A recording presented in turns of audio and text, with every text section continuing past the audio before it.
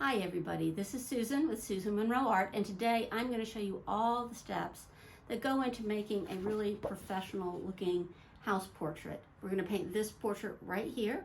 I have been painting house portraits for probably 20 years. I do it professionally.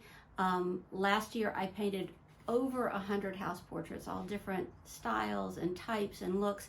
So I really have a lot of practice in doing this, and I want to share it with you, sort of all my secrets and tips for getting a really, really nice house portrait completed that you can give as a gift, or maybe you want to start your own little business. You could do any of those things. The only thing I ask is, please, if you like this video, give it a thumbs up down there, and I would love it if you would subscribe to my channel and click the bell icon, and you'll be notified whenever I put up another video. It really helps with the YouTube algorithm, and I'd love to get my videos seen a little more.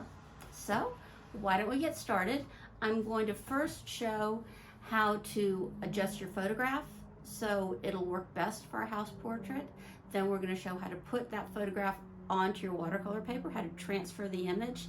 After that is going to be taping it down, stretching the paper, using masking fluid without ruining your brush, then inking the portrait with a fine line marker if you want to, and finally painting and finishing it. So it's really going to cover everything.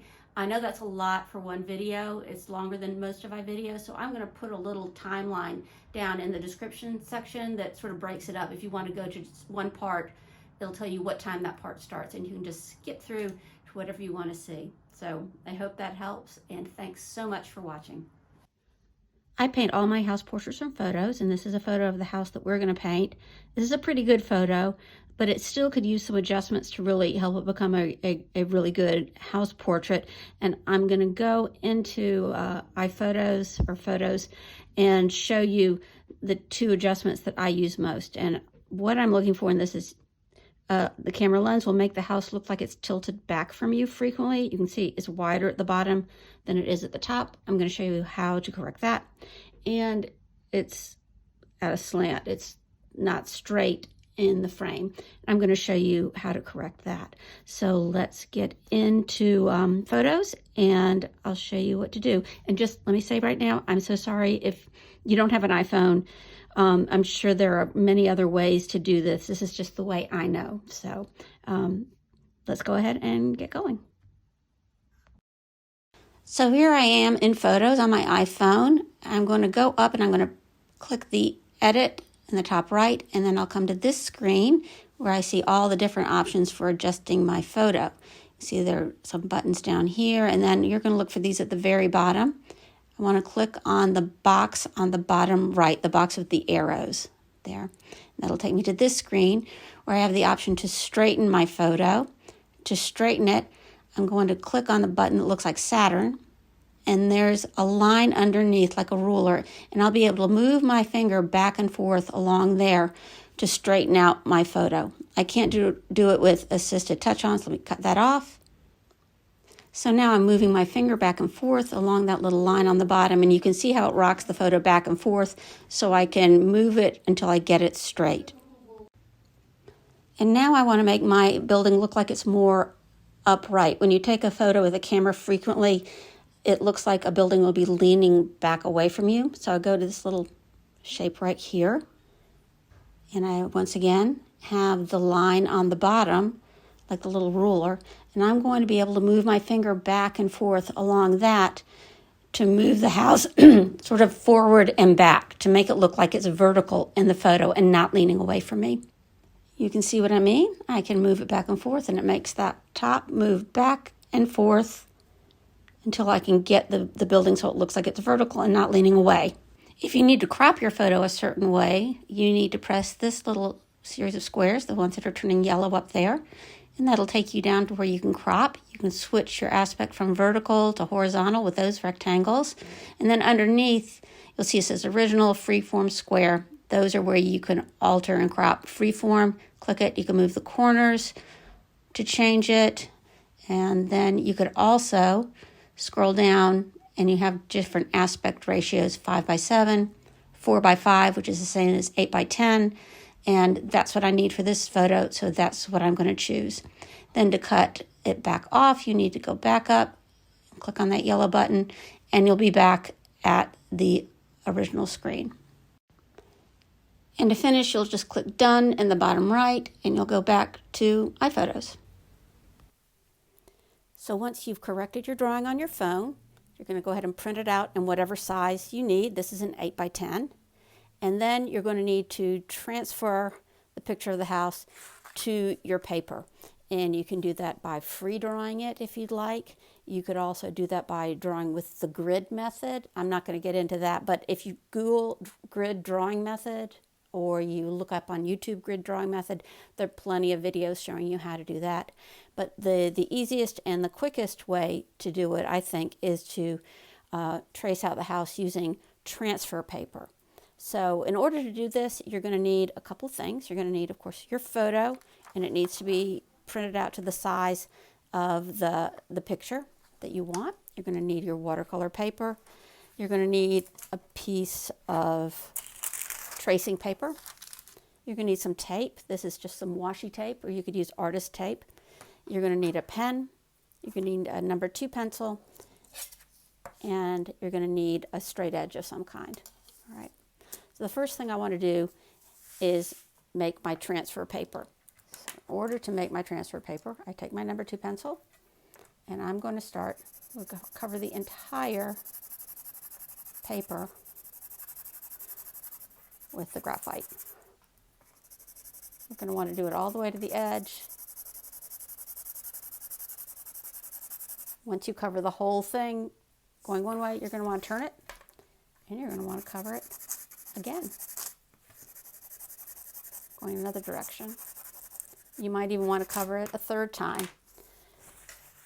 Occasionally, after you cover it, you're going to take your tissue or your paper towel and you're going to smudge that graphite all around so it's covering your entire piece of tracing paper.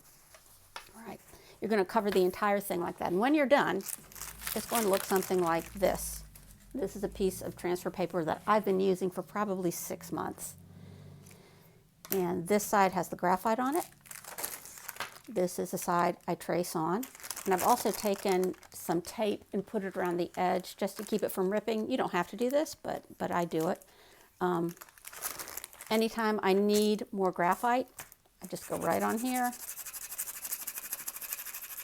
put on more graphite with my pencil, smudge it around. Like I said, I've been using this piece of graphite paper for really about 6 months. Tracing paper is tougher than you think it is. And just in case you don't have tracing paper, you could also just take your photo that you're working from, flip it over, and cover the back with graphite, just like it's a piece of tracing paper. Scribble all over the back, smudge it, and then flip your paper over and trace, and the back of your paper will work like your graphite paper. The one drawback from this is if you're going to do more than one house or you want to use that method again, you waste a lot of your pencil. You have to cover the back of every picture that you're going to transfer that way. If you have the tracing paper method, you can just reuse that piece over and over again. So I prefer that one, but this one works just fine as well. So in order to transfer the drawing, I'm going to put the drawing where I want it on the paper. Here we go, center it. And I'm going to tape it down at the top.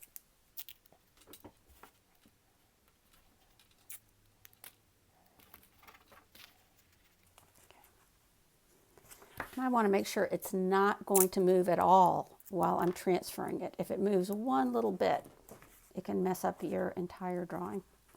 Then I'm going to put my transfer paper underneath of my picture. And with my straight edge and my ink pen, you want to make sure you get one that has a fairly pointed end. Don't use a gel pen or anything like that. I find that just a regular old ballpoint pen works best. Using my straight edge, I'm going to go over all the lines that I want to transfer onto my paper. See, that's moving a little bit. I don't want that to happen. Let's see what happens here. So you can see, hopefully, where I've just got that roof line. Okay. I'm going to continue tracing until I've traced out everything that is important in the picture. You don't want to press too hard. If you press too hard, you're going to make a dig in the paper, a groove into the paper, which will end up looking like, I don't know if you can see on this, I pressed too hard and I made big grooves in the paper, so I couldn't use it. That's why I'm using the opposite side for this one. Okay.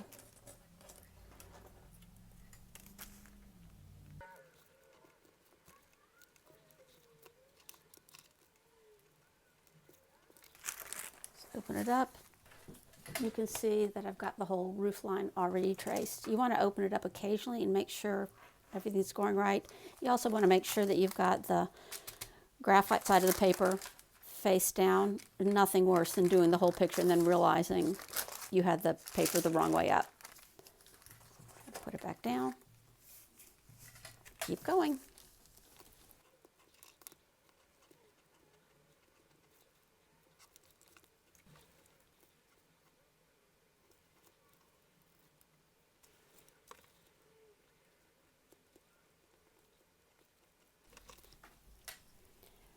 Now that it looks pretty much finished, it's the time to just double check and make sure I've got everything in here. So if you've made any mistakes, now is the time to fix them and to erase anything that you don't want. Now that I've got everything on here, it's time for me to prepare my paper. And I do that by soaking it. I always soak my watercolor paper in the tub, and then I staple it to gator board to allow it to stretch, and it'll become tight like a drum and not wrinkle as I paint on it. So I'm going to show you how I do that. So I've always stretched my watercolor paper using gator board, or gator foam it's called. It's this very, very thick type of foam core board. You can see it here. This is a larger sheet I've cut into smaller sheets to make for my 8x10. You can get this at lots of online art supply stores. I'll put a link underneath. And then I make sure my stapler is full before I go, and I stretch my paper by wetting it in the bathtub. It won't ruin your paper. It's just going to get this sizing off and ensure that it dries perfectly smooth for you to paint on. So let's go do that. So my bathtub doesn't have a working plug. I have to put my paper in here while the water's running, and isn't I'll run out. So I'll show you how I do that. I want to make sure I don't want to get it under the running water. I want it to be over here where there's just the full tub. I also have a small towel over here ready to just pat off the extra water after I get it done. So it's going to be loud with the water. I'm just going to show you how I do this.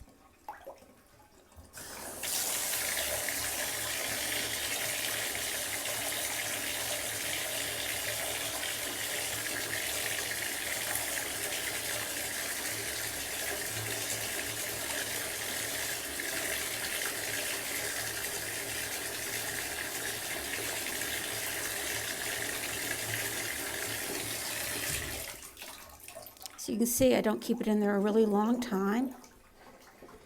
And then I put it on my towel, and I just flip this over,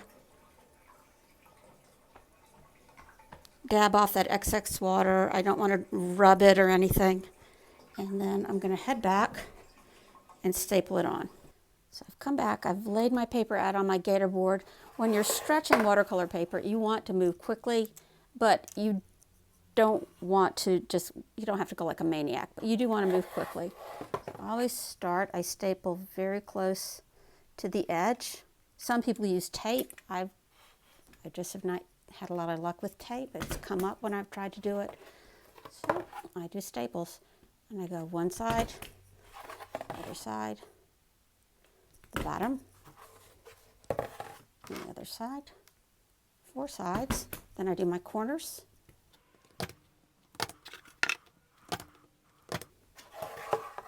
Then I just keep going from side to side,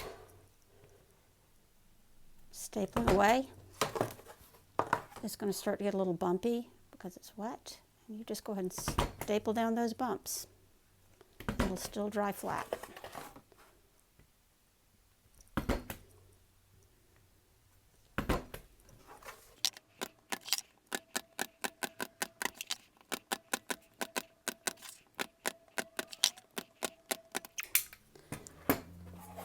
There it is, all stapled down. I'm just going to put it somewhere flat and let it air dry.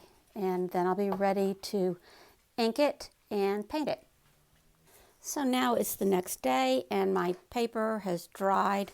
It usually doesn't take overnight. It can dry in a couple of hours, but I just happened to let this sit overnight. You can see, hopefully you can see, it's just very flat and tight and perfect to paint on. And these staples are going to hold it really firmly and it's not going to pop up on the edges.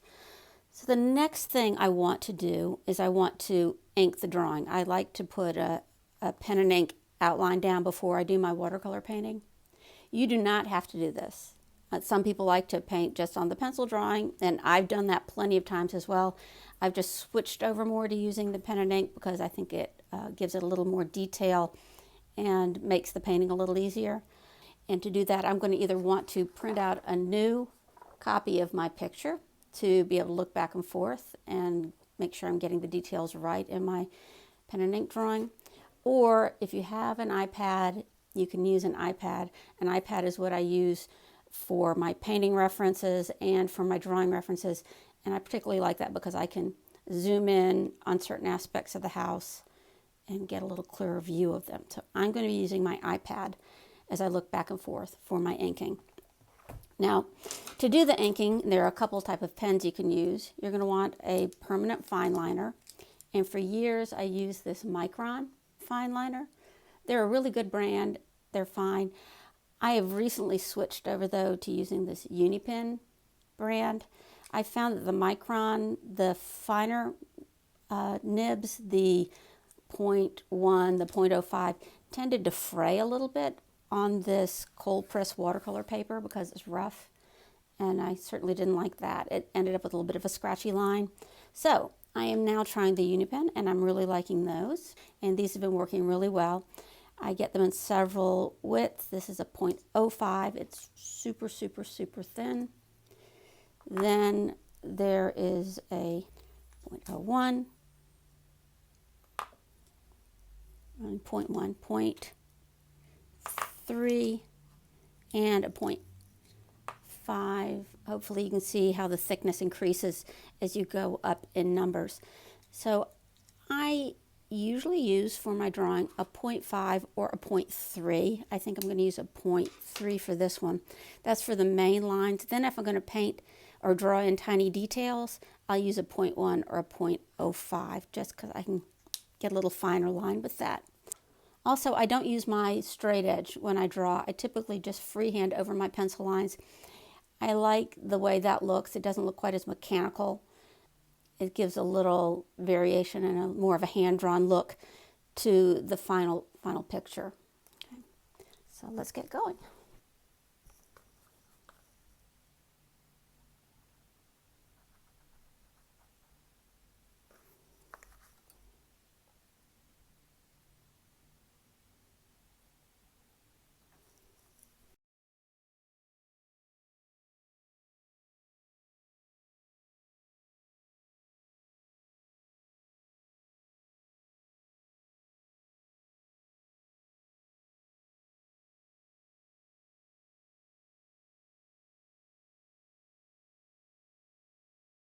So before I paint, I'm going to get some tape. I usually use my white artist tape, but I can't find it anywhere today, so I'm using this washi tape again, and I tape off around the edges of my painting. If I'm doing a full painting with the landscape behind the house and everything, I would use this then to keep a clean edge.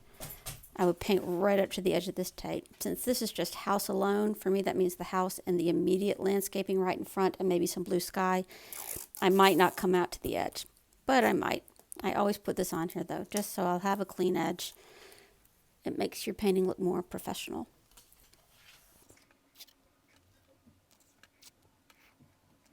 Okay, and before I mix my colors, I'm going to look at my painting. This is a really simple house. It's black and white You know, just make sure you have the colors correct on your screen or on your photo before you start painting. Sometimes they can look different, particularly taupe. Your computer screen can change the color a little bit, so you might just want to make sure you have the absolutely correct color before you start painting. And this just has white siding, which makes things easier. If you're painting a house that has brick siding, I have a whole separate video on how to paint brick, and I'll put a connection up in the top here. You can click on that and go see how to paint brick in that one. So now I'm going to mix my paint and get started. I realized I need to do one more thing before I start painting, and that is put a little masking fluid on these little flowers down here that are going to be probably yellow and red. And I'm going to show you how to put the masking fluid on with a brush without ruining your paintbrush. The masking fluid, I use this PBO drawing gum. The masking fluid is very sticky like rubber cement, and if it sticks on the hairs of your brush, if you just stick the brush in there, it's going to ruin your brush. You'll never get it out. So let me show you how to do it so you don't ruin your paintbrush. First, I'm going to get my brush wet, wipe off the extra, and now I'm going to soap it up. This is just like Dove soap. All right, I'm really getting the soap all in the bristles. Now it's not dripping wet, it's just wet and soapy. So I'm going to dip my soapy brush in my masking fluid. This masking fluid is terrible, it's almost dried up. I hope yours is better than mine. And just dot it on where I need it.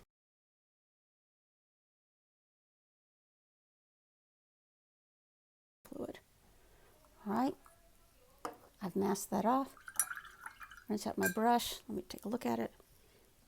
Maybe just a couple of little dots of masking fluid in it that I can just pull out with my fingernails. And then my brush is pretty much fine. I don't use my nice brushes to do this. I will use an older brush. I've put tape on this brush so I know it's my masking fluid brush. But yeah, that's a great way to use your masking fluid and still keep your brush fairly decent. So to do the painting, of course, I'm going to need my watercolor palette. This is the one I'm currently using. You see, it doesn't have to be huge. I just mix up the paint as I need it. You're going to want some water. You're going to need a paper towel to dab off the excess paint and water from your brush. I like to have a hair dryer so I can dry sections and then I can paint more quickly. And then I have some brushes. So I'm going to start mixing up my paint and get going. I'm going to start with the shadows, and I'm going to show you the colors I use to make my shadows. I use the same colors every time. I use ultramarine blue, alizarin crimson, and yellow ochre. And I'm going to mix it up until I get a nice neutral. You can see it makes a really pretty neutral color for your shadows.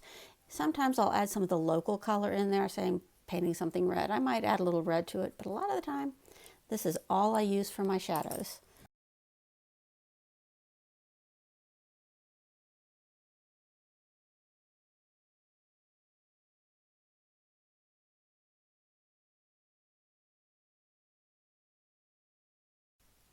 To make a nice soft shadow, I lay in the wet paint and I rinse my brush, dab off on the paper towel, and then I'll just run the tip of my wet brush on the edge of that paint.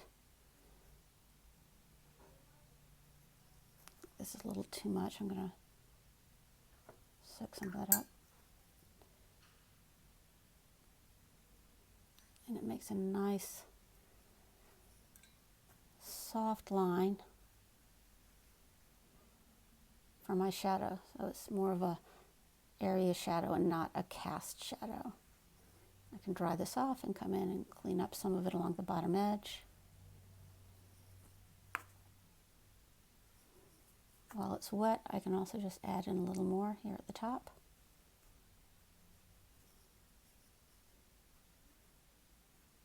Okay. There you go, nice shadow.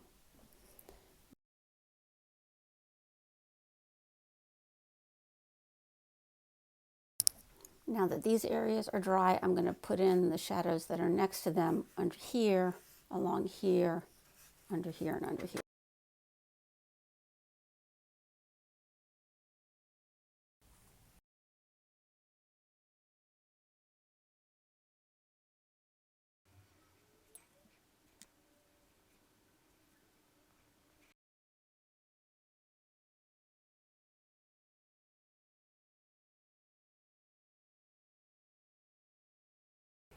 Now that I've done the shadows, I think I'm going to come in and work a little bit on the grass and the sky.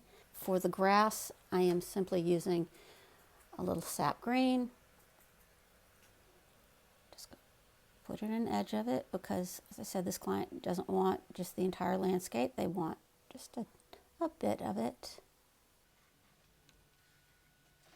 So I went and got some brand new clean water to the sky. I'm going to make sure my brush is rinsed out. I'm going to use a larger brush. Make sure it's really clean. And I flip my painting upside down. And I've already got my sky color mixed up. It's cerulean blue and a little bit of Winsor blue, which is a Winsor and Newton color. I like those. That's what I usually use. And then I'm just going to wet the sky.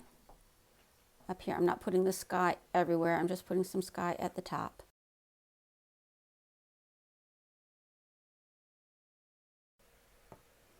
Now I'm going to go in with my blues. Turn it back around and just start dabbing them in.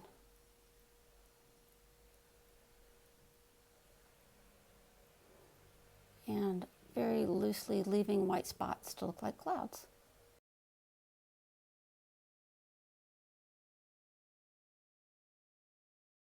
And then I'm going to use my paper towel to define my clouds a little more. Just take a little corner of it and press it down and soak up some of that paint. There are my clouds and my sky. Now I'm going to come back down, and this is pine straw edging this bed. I don't know if they do this everywhere in the country, but in the South it is super common to have pine straw as your edging rather than bark or mulch of some kind. So I've used burnt sienna and a touch of sepia to make this pine straw color.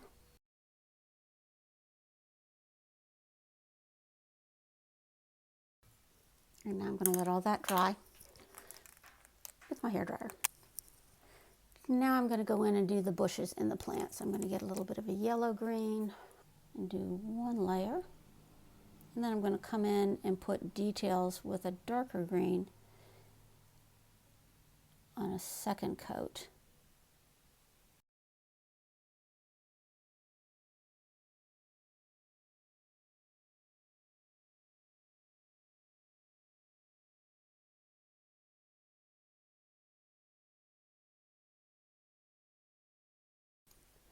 Now, if you need to know how to do a bigger background with trees and shrubs and bushes, I have another video on painting trees, and it's showing me painting the trees in the background in a house portrait, and I will put a link to that up in the corner up here, and you could check that out, and it really gives some good detailed instructions for painting bigger greenery. My next step is to paint in the black areas. I'm going to paint in one coat, which will dry. Watercolor dries about 20% lighter than it looks when it's wet. It'll dry a little lighter, and then I'll go in with the second coat to darken it where it needs to be darkened.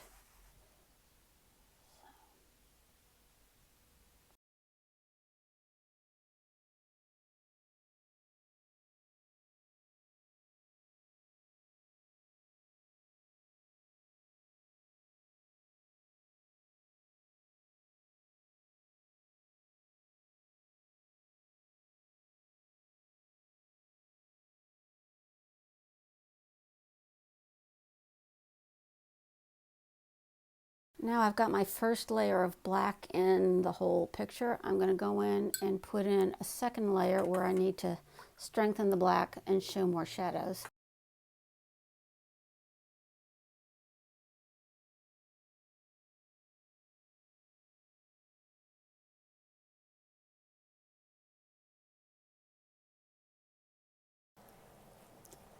Okay, I've put a second coat on the parts of the black that needed to be a little darker, and I'm pleased with how that looks, so I'm going to go on and do the windows.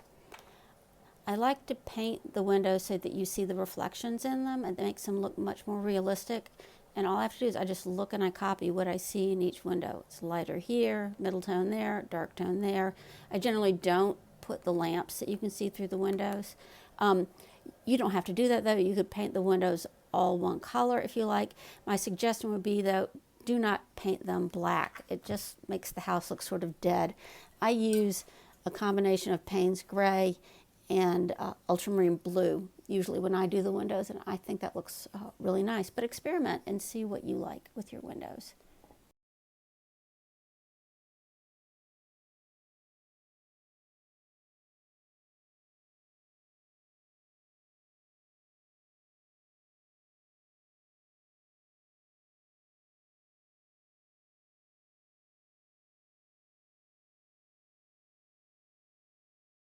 Now I'm going to get into doing the window with the panes. Let me show you how I do that.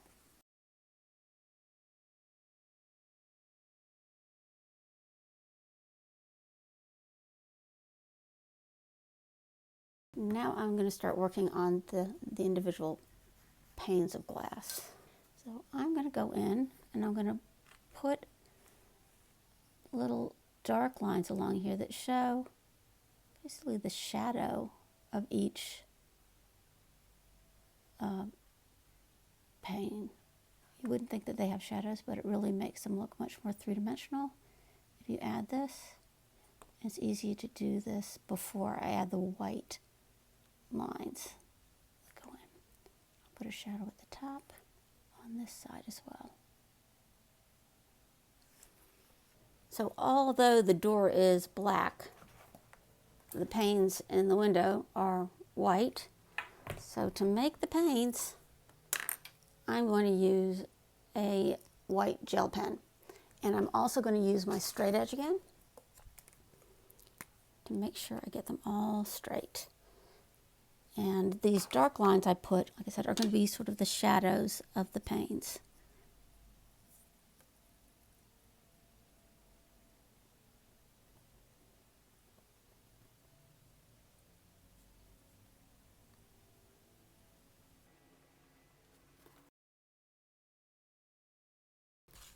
And there I have beautiful, accurate panes to my window. This is my secret rep in the gel pen. I'm going to add the doorknob with my gel pen.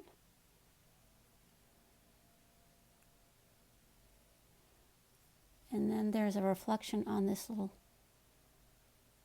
square under the door. I'm going to add that reflection with my gel pen as well. So I am almost finished with this house portrait. Just took a second to paint the door frame yellow ochre in the sidewalk. And the house does have siding that you can see the lines. It has vertical boards on it. And a lot of houses have also the horizontal ones. I am going to take my straight edge and I take a pale colored pencil to put in those lines, usually a light gray, pale blue. It depends on the color of the house, but with this one I'm going to use this light gray. And using my straight edge, I will just lightly draw those lines coming down the front of the house.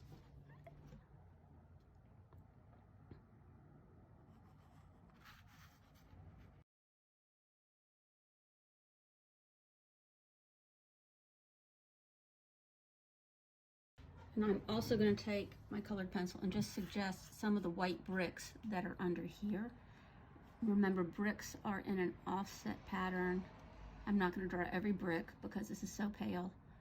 They don't show up very much, but I am going to put some in.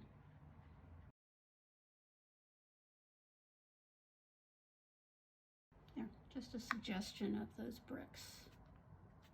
And then the last thing I'm going to do is I'm going to remove this masking fluid and paint these flowers. This is a rubber cement pickup. You can buy them at any art store.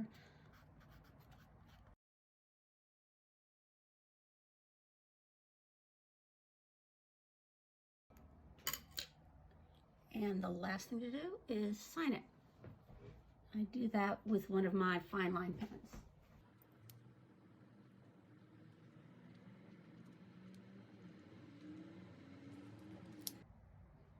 All right, so now that the painting is done, of course, remove my tape. Then I'll pry off my staples. I have an old letter opener that I use for this. You can use a little knife, your fingernails.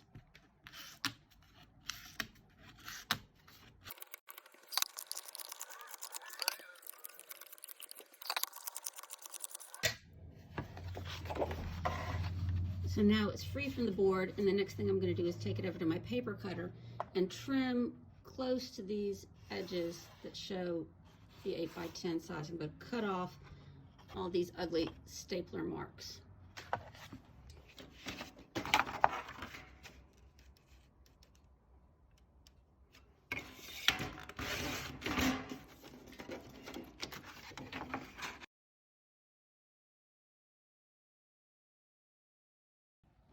And here is the finished painting for me to present to my client. I'll slip it into a nice clear acetate envelope to protect it. I'll put it in between two pieces of foam board to protect it as well if it needs to be shipped, but this is going to be picked up. So I really hope that you found this video to be helpful, and I hope you'll give me a thumbs up. It helps me so much with the YouTube algorithm to get my videos seen more, and please subscribe to my channel, and then you can click the little bell icon and you'll be notified whenever I put up another video. And if you want more videos on how to paint houses, please just let me know. I already have a ton of them up there that are speed painting videos and quick tutorials of all different types of houses, so I hope you'll check them out. Thanks so much for watching, and take care.